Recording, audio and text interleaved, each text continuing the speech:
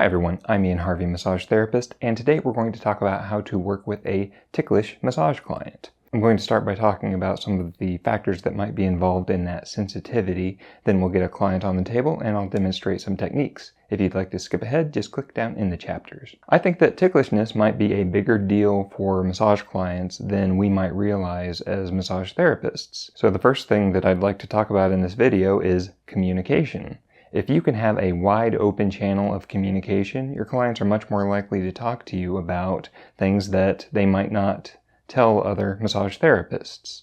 Just starting with a good, thorough intake, leaving them time to answer your questions, and communicating on the table. So how can you notice if a client is experiencing ticklishness on the table?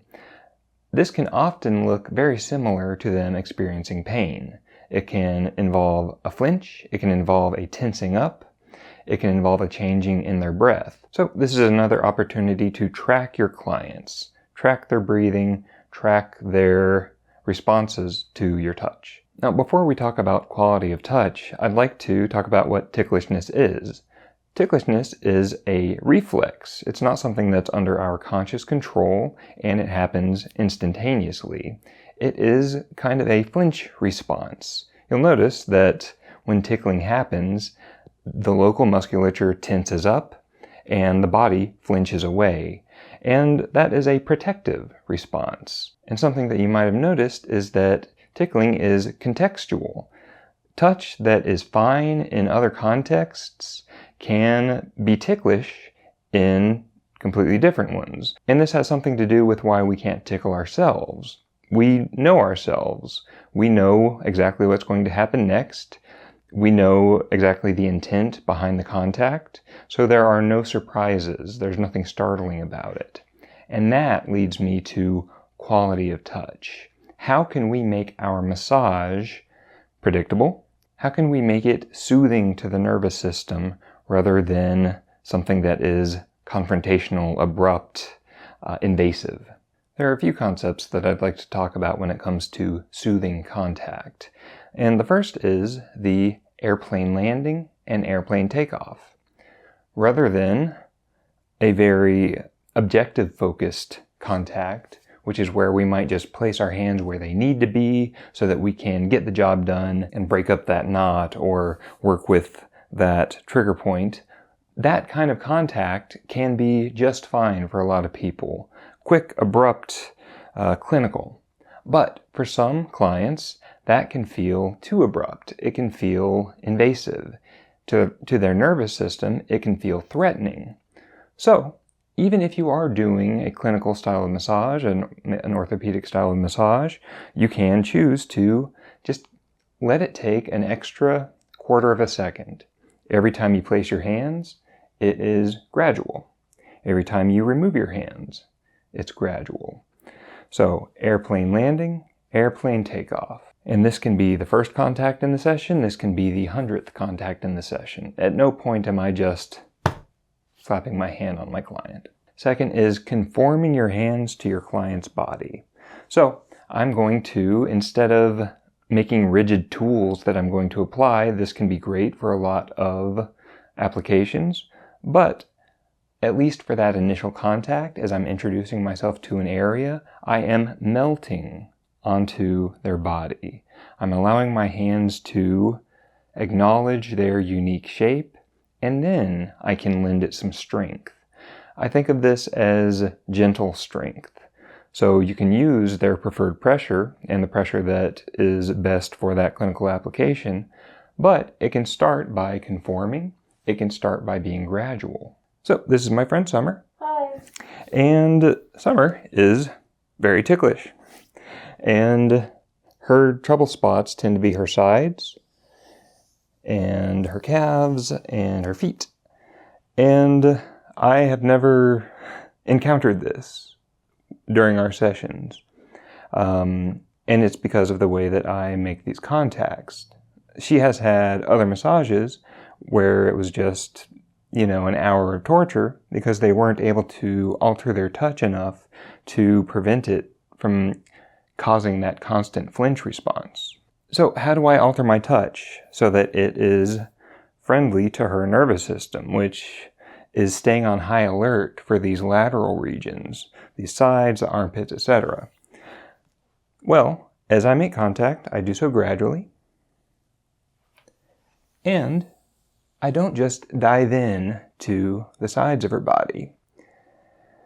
That is a very useful tip for anyone with ticklishness, is to start where the ticklishness isn't.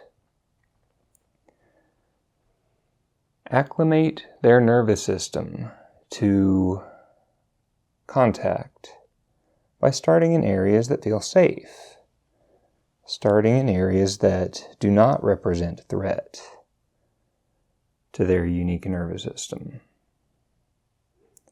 So I might start with the neck, I might start with the areas near the spine, and just as a matter of course, as I'm traveling along, I can swoop out to the sides and include them in these larger moves, rather than focusing specifically. It makes it seem like those areas aren't being quite so singled out. Another strategy is to use a mother hand. So, I've got this big, broad, conforming contact that is sending a signal of safety, that's sending a signal that any other contact nearby is not a threat. So let's say I had this client who has this off-limits area here. Well, I'll start elsewhere, I'll bring in the mother hand, and then as I'm working in areas that might otherwise not be workable, as long as I have a big broad contact nearby, that can make this feel safe. So consider keeping a big broad mother hand in play somewhere nearby or somewhere that feels safe nearby. So to see that in practice, that's going to look like this. I'm going to work with an area that's very sensitive for Summer, her armpit, but I'm going to do so in a way that is non-threatening. I start with this nearby mother hand, I bring in another big broad contact, and gradually I will make these contacts with the subscapularis. At no point am I just sinking in with a thumb tip. That can be too much for a client's nervous system that is looking out for threat. Instead, I can use a big duck grip. Quack, quack.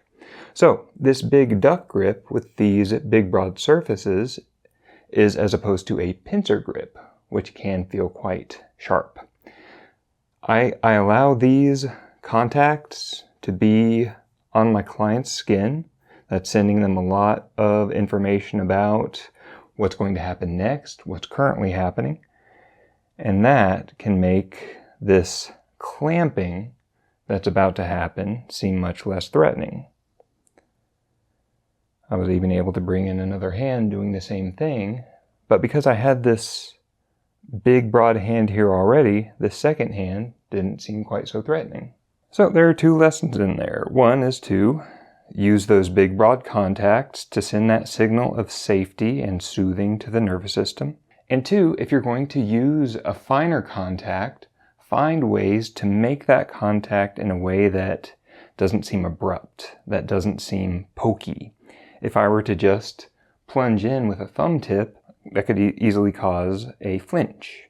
But instead, I'm making a big sandwich, and just that little change can be all it takes to change her perception of this contact. Now, let's talk about feet specifically. This can be a trouble spot for a lot of people. You might have people who would otherwise not tell you about other areas of ticklishness come right out and say, oh, by the way, you can't touch my feet, they're too ticklish. Now, let's say that they're having pain there and that it might be worthwhile to make that contact. Or you might just have that conversation with them to let them know that I have a different way of approaching this part of the body that might not feel ticklish. Would you be willing to give that a go? So that's a conversation that you can have. And the least threatening way of making this contact with the feet is to start with the ankles. If I apply my body weight to the ankles, this sends a strong signal of safety to this area. This just feels like a big comforting contact, like one of those weighted blankets that the people like. So we can start with the ankles, which is typically a less threatening area. We can use big, broad contacts. And what we might do is just work through the sheet. Working through the sheet can feel much less threatening than working directly with the foot. Now, I'm not just digging in directly with my thumb tips here. That might be too much for someone who's on high alert in this area.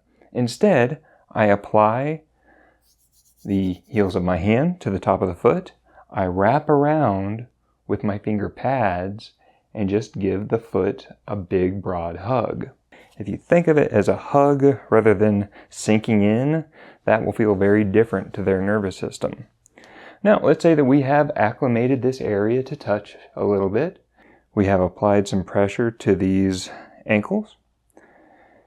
We can sneak our way up these feet. Again, big, broad, encompassing. I start here. I'm sinking in with my thumbs on the arch here. As I make my way up, I can turn this into a big grasp. Grasp. Grasp. Now I've got a little bit of oil on my hands, and once again, I'm going to come in gently. I'm going to start with this safe area, so this dorsal surface of the foot might feel a little bit safer than the plantar surface of the foot. So I'll start here and gradually make our way around to the plantar surface. I'm going to switch to one foot, doing these alternating strips. On the other side of this foot, which I have a difficult time getting the camera around there, I'm sinking in with my fingertips in groups. These 4 fingertips together can feel quite broad. And as I do so, I've got this contact with the dorsal surface that makes all of this feel safe. And so, because I'm starting with this safe contact, I'm continually applying this big, broad mother hand contact on the other side, I'm able to make contact with this client's foot that is otherwise not able to receive massage or even pedicures. So it's a kind of a cool experience for a client to be able to safely receive work in a place that before that had felt threatening. So let's talk about working with the pec and with the armpit, of course, because if we're going to be grasping pec major, we are going to be making some contact with that armpit. To do this, I make a big broad contact and then I sink in with that thumb pad rather than the thumb tip. So I make that big, broad, comforting contact first, and then I pinch. And working with the armpit like this, and I was able to just bring in its buddy here. So once I make that initial contact, it's very easy for me to make an auxiliary contact. And this can be important for people who have this head forward and shoulder forward posture to have this pec major worked with more specifically like this. So I do like to have that conversation with people that I'd like to work with this muscle here. I will be in this area of your body and this is why. So I do like to make sure to have informed consent here. And let's say that we had a client for who this would be a very important contact. This could be a very useful contact, but they can't tolerate even this low, slow grasp. For them, I might have them do some of the contact. So Summer, could you take this hand, bring it over onto this side, and just grab meat right here? And that is kind of how I would say it. And once they have that grasped, once again, people are not able to tickle themselves. So we can use that. We can have her making this big contact, and then we can work around it. I'm tracking her face. I'm making sure that she is feeling comfortable. And so I'm going to go ahead and gently let that go. And you can bring that arm down to your side. Perfect. So we can have them introduce touch to an area that might not otherwise be able to be contacted. Now, what if even that doesn't work? I have had One client for whom I was not able to make contact with their armpit. All of my tricks, everything that I just described, it was not enough for this particular client. And you know what I did? I did other stuff.